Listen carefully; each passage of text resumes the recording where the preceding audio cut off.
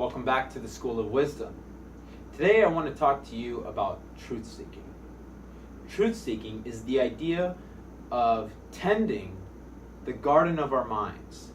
It means uprooting the weeds of falsity so that we can see with a greater clarity.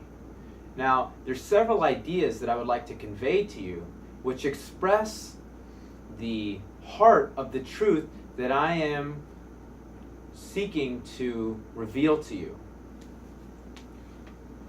Fundamentally, there are two ways to learn truth. You can move towards truth in the positive direction. Now, that means that there's kind of like this light here, and you're moving into the light. This is moving in the positive direction. Now, the other way to learn about truth is to not seek truth. And if you're not seeking truth, that means experience is going to slap you around until you finally understand the truth it has to impart to you. That's the negative sense in which truth can be revealed to you. Now, this reminds me of a quote: "Experience only teaches the teachable." Now, what this means in the context of my teaching is the idea that everyone has experience, but not everyone learns from it. So, how can we learn from our experience? Well, that is basically equivalent towards moving towards truth. That is to say, you have a desire to learn about truth and to increase your awareness and to pursue this quest for greater clarity. That's the two ways to learn about truth. Now I'd like to talk to you about two ways to have self-realization and two ways to have growth. Now, the two types of growth is the idea of, one, breaking away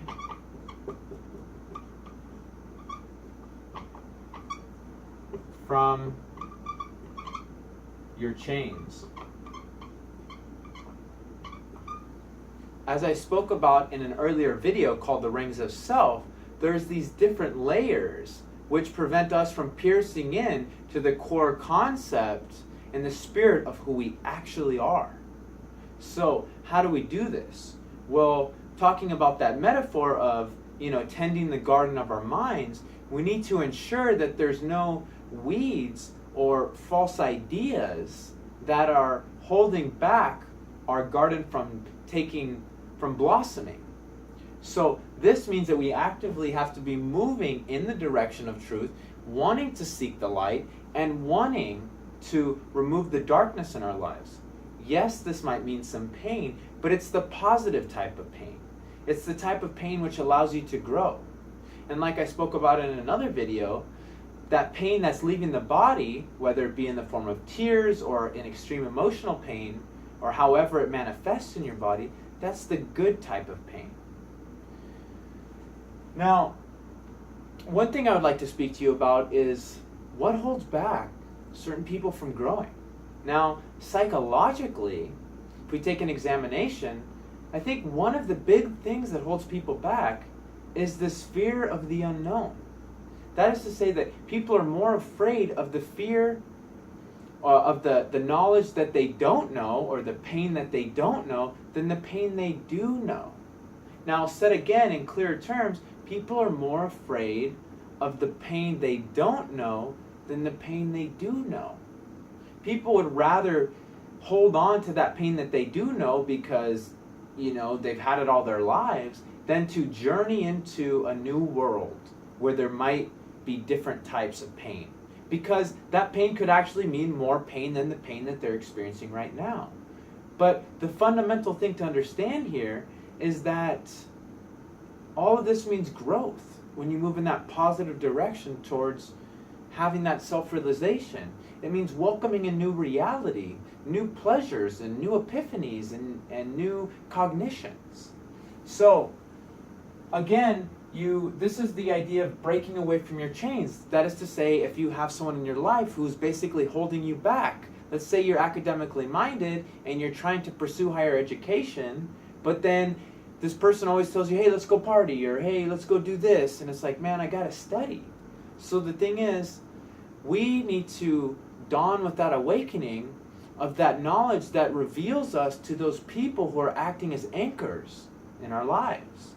So the second type of growth is the idea of, once we have discovered who we are by breaking away from our chains, then we can begin to build on the pillars of those truths. It's like building a house. First, you erect the foundation, and then you can build a house on top. But you need to have that sturdy foundation first. So, again, this second type of growth is building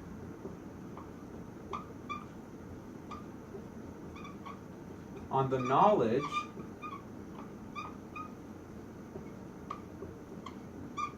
of who you are. That will give you a greater latitude to express yourself in a way that represents a deeper concept of who you actually are. So that's the two types of growth. Now that I've laid down a framework, we can get into a deeper concept about understanding this obscure concept of truth. So I'd like to talk to you about Plato's cave. Plato's cave is the idea that there is a line of men sitting in a cave. Now, they're affixed to their seats. That is to say that they can't move. And they're looking at a wall inside the cave. And this wall has different projections that are shadows that are projected from a fire that's behind them. Now, in between them and the fire is this pathway where people are constantly walking back and forth. Now, the very fact that these people are walking back and forth projects these shadows onto the wall. Now, it's important also to understand that this line of people that are here, they've been there since birth, so all they know is what they see. Now, one of the prisoners ends up breaking free. That is to say, he stands up, unshackles himself from the chains, and looks behind him. And what he sees is the fact that there is this fire, and there's this pathway, and all these people are passing back and forth. It is at that point that he begins to dawn with a new realization about his reality. In the fact that the projections of the shadows on the wall that he saw was not the full scope of reality that he initially thought it was. So, upon this realization, he sees the opening of the cave. The opening of the cave is very bright because it's a sunny day outside the cave. He starts to move towards the mouth of the cave, and he walks outside. It's a nice sunny day, and he's immediately blinded by the light. He's blinded by the light because the sun is a metaphor for the truth. That is to say, the light of awareness that can dawn in our minds when we seek it in the positive direction. Now, after having created this new reality, he decides to go back into the cave and to share it with the line of men who are stuck.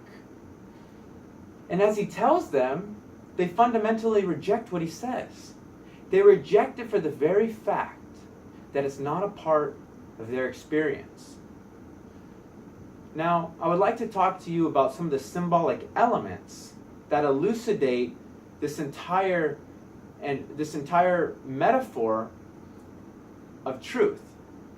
One of the things that's important is that as he goes outside and he exits the cave, when he's blinded by the light.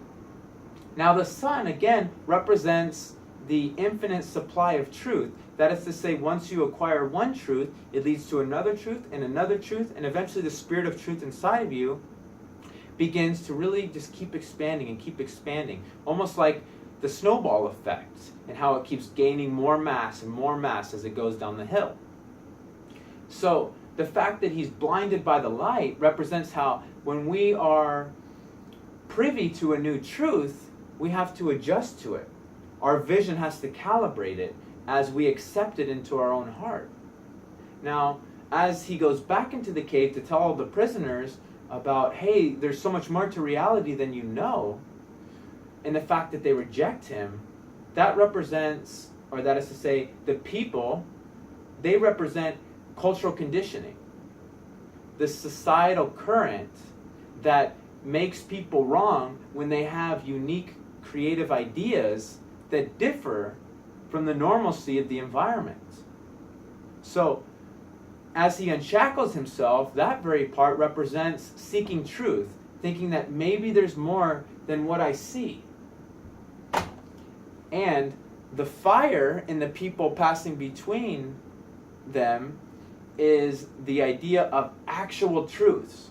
But we can only find out what those actual truths are when we begin to seek them and move in that positive direction. Now, one of the things that I want to share with you is a quote by Harriet Tubman, which I found to be very profound and transformative. It's the idea that I freed 1,000 slaves, but I could have freed 1,000 more if they only knew they were slaves. Now, these prisoners who are sitting affixed to their chairs, they don't know that they're prisoners. They don't know that there's actually much more to reality, but that they have been conditioned so perfectly well that they have not learned to think outside the box, to think that maybe there's more to reality, or to even come across the idea that maybe I should question the reality that I know. Now, the other thing I'd like to mention is the fact that the prisoner who liberated himself, how he's drawn towards the mouth of the cave. And the fact that there's all this light that is coming from outside. That just goes to show that when you learn one truth, it leads to another truth, like I said. So the fact is, he saw the fire, he saw the people and the pathway and everything. That was one truth. And that was a small light coming from the fire. But then there was a much bigger light at the opening of the cave. One truth leads to another truth. Now, this all relates to this amazing sweater that I got that really spoke to me on a deep level. Now you can understand it. It's Plato's cave, and I'm part of the search and rescue team. And that's why I'm here to bring you back to the light.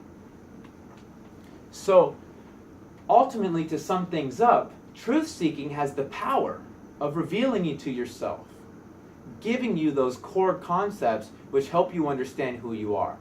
It helps to clarify your purpose, clarify your daily goals, clarify who you should hang out with, who is elevating you towards the pathway that you want. And thank you.